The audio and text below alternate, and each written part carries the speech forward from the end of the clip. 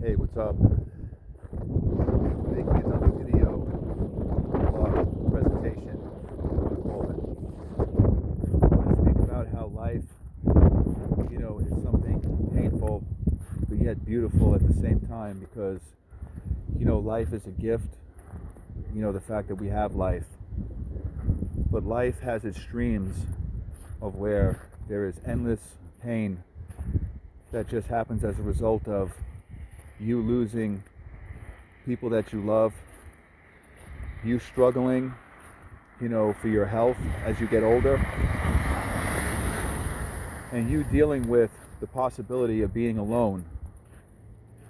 And, we are all social beings by nature, and especially people who we are very close to that has a very deep connection to our lives, just who we are, and everything that we ever love in this life that we have will be gone eventually. Just take a look at the seasons.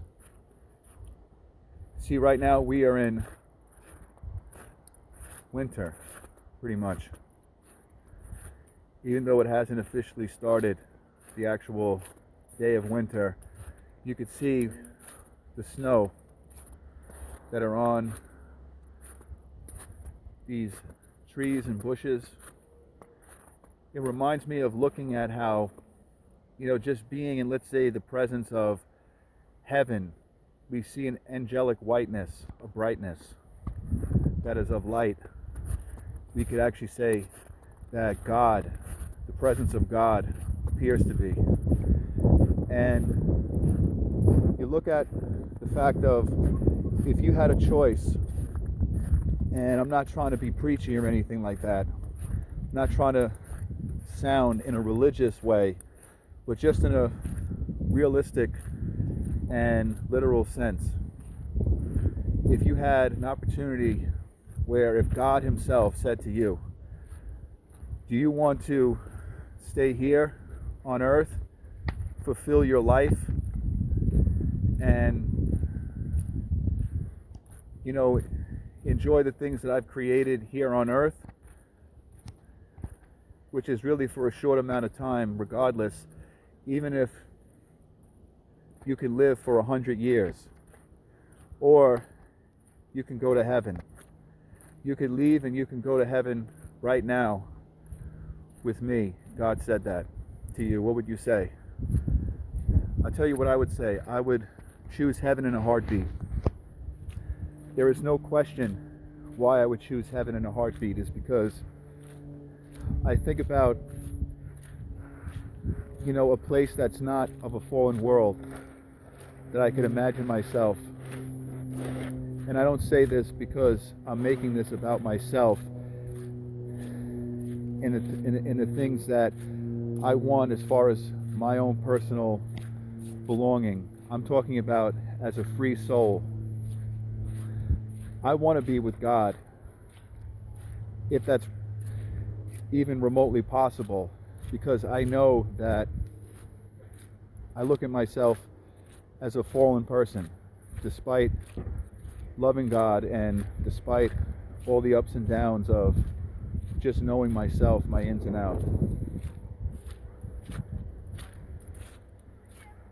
And also, the people who are very much instrumental of my life that have been are gone. Most of them. The fact that my mother isn't here and she's gone, and the fact that I lost my uncle who has been gone, both of them, who are very key individuals that shaped my life. My mother was my rock in this world. I'm saying a person that shaped my world while she was here on earth, and she meant everything to me, and I would want to be where she is, being that she's in heaven, I would want to be there, right? I would want to be knowing that my uncle, thinking of him being there, thinking of all the people I've lost, my family members that were really instrumental. And I think about people who have passed that really did good in this world, that really were charitable, that really changed the world in different ways for the better. Even though the world will never be a peaceful place, it'll always be this fallen place, but people that actually lived lives that were taken out of this world too soon. And I want to say God is, my all. He's my be all of everything. I'm not just saying this with words. Can anyone actually say that you would love somebody more than God would love somebody?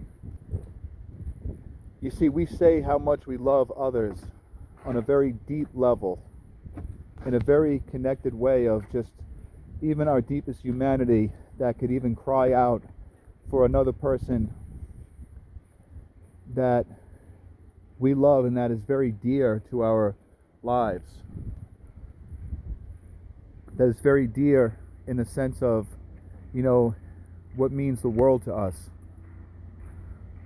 What is foundational of everything that we could think of as far as a foundation is the people that we lose in our lives, and also the hardships of just struggle and relentless aging.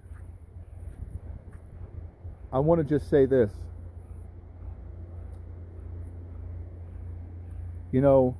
My mother was someone who always tried to instill the best in me. She wasn't perfect, but she looked out for me in a way where I felt an unconditionalness.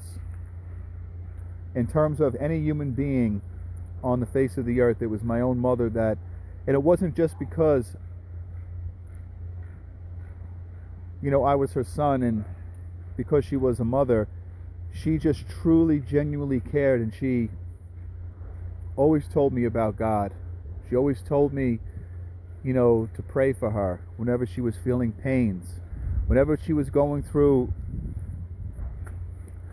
just the deepest amount of struggle. Her struggle became my struggle. And let me tell you something. You start to really find out what truly matters when you lose something and you don't appreciate what you have until it's gone. Think about it. That's just one thing I could say in life. It's one thing I could just tell you, is that you don't really appreciate what you have until it's gone. And then it's just a memory. You don't appreciate, the things that God has done to try to show us that He is the one that needs to be put on the throne, that He needs to be believed in. We need to bow our heads before God, because God is real, and Jesus Christ, He is real, and He is the only way we could ever have what I call life, whether it's in this world or the next world. He is the Rock of Gibraltar. He is the monument of every single piece that is to every puzzle that makes up our souls. And where are we going to go? This is the question I want to say this, is that where are we going to go when we leave this earth? Where are we going to go for eternity? Where am I going to spend eternity? Where is my soul going to be when I take my very last breath on this earth? It's not about living for the next meal ticket of trying to get as much material hoarding that you can possibly hoard and to get for yourself. It's not about wanting the most out of every popularity, and it's not about finding the best clothes to constantly dress and to wear every day. It's not about temporary vague wanting of approval and chasing everything that I find to be meaningless in the grand scheme, when everything stops, when everything is no longer echoing. You know what I mean? Even our own survival. Look at how beautiful just the snow covered on these branches and these bushes are.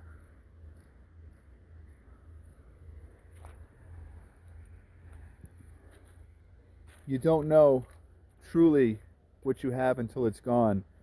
And I would say the most precious commodity, and I'm not even being preachy, I'm not trying to sound where I'm some sort of zealot in a religious way. I'm speaking about truthfully, like your own soul, you won't appreciate. None of us would appreciate our own souls if they are lost and if they are gone, meaning for eternity. I look at it like everything is temporary. People that we see, that we love, that we admire are temporary. And we have to pray for them. We have to really love people.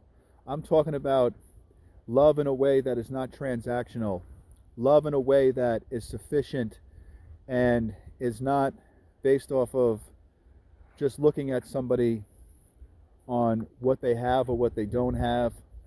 It's not about loving someone because of their education. It's not because of, what nation that they are from, their monetary status. It's not loving somebody because they could make you feel better because of what they can do for you or what you can do for them. It's nothing of loving souls of people because of anything monetary. It's really loving in a way that this life is so precious that we need to love people. The greatest thing that you can do is to love your neighbor. All this race baiting that we see in our society, all these things of just stuff that is just built by propaganda, is complete, absolute, abstract garbage. Because I don't buy into anything that's of anything of politics that is going to shape my mind and my whole chemistry that I operate as a human being, the way that I'm built, as far as my chemistry, my biology. My life is not centered on what every broadcast that is broadcasting what is anything that is propaganda in this world and in this country, where there is just everything that's of the media that's making people into the type of thinking and the way that they have been constructed to look at each other and treat each other a certain way by setting a narrative. See, I love all people that I see as beautiful ornaments that God has grafted. You see, I'm a Gentile according to God's word, and I'm also a Jew by God's word, spiritually, that is tied to the spirit that is of God. I look at it as this: we are all Jews and we are all Gentiles at the same time. Because think of it this way: even if someone, I'm just speaking now, expressing myself, someone who is born a Jew of the lineage that is of God, if that person is practicing falling away from God, he becomes like a Gentile. And someone who is a Gentile by birth starts practicing the things of God in his ways and seeking his love and seeking his truth, becomes a Jew. All things are spiritual in this world. We can't see everything that is invisible, but we know it's real. We know that we are not battling and wrestling against flesh and blood. We are wrestling against all rulers and authorities and different principalities. And there are spiritual hosts out there that are of darkness, that are in heavenly high places and spiritual kingdoms. See, we have to guard our minds in these days that are of turbulence. And, this world that we are in is a very dangerous place. But do you have the way of overcoming that fear of danger if you have a higher belief, a higher calling than just holding on to everything of protecting yourself in this world by yourself? You can't protect yourself by yourself. It's only God that keeps us unscathed, that keeps us to where no matter what happens, no matter what persecution or whatever suffering or whatever of death that happens around us or even us, if we have God, truthfully, I'm going to say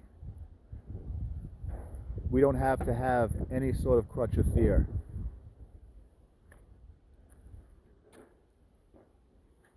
So I would want to go to heaven. That's my goal. And I'm already just waiting for the main event. You see, you have to look at yourself and to see, what can I do to find something that is very treasurable, that is in me, that I could use and express outwardly as a way of doing good, for others, to change something that others may be going through or may be experiencing. It's like, how can you use your gifts that you may have of yourself to better other people, to serve lovingly towards other people?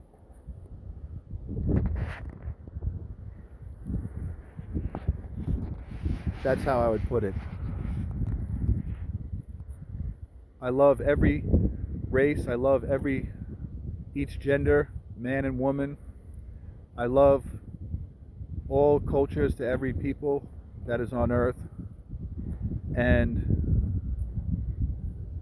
I want to just say to everyone who's in the struggle of this life, who's going through anything that is painful, anything that is a struggle in every which way of survival, anyone who's gone through painful losses, who's experiencing sickness, illness, experiencing people that they've lost, experienced death, experienced, any type of inability to do for themselves, like anyone that is in prison right now, anyone that's in hospitals right now, anyone that's on the verge of not coming out on the other side. I'm with you. I pray for you. I feel your spirit that is lingering in your body. I'm just going to say I feel it. Even people I don't know, even people that I can feel the effects of what other people's pain feels like. Because my pain that I feel, it's tied to the feeling of other people's pain, other people's burdens, other people's sorrows. And also the love I feel of other people alongside my love that I have inside of me. I feel life at its peak, at its overall, I'm going to say, a survival blanket.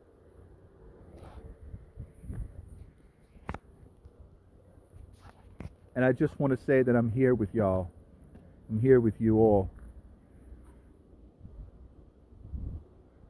This is Kevin. Just going to sign out. Peace.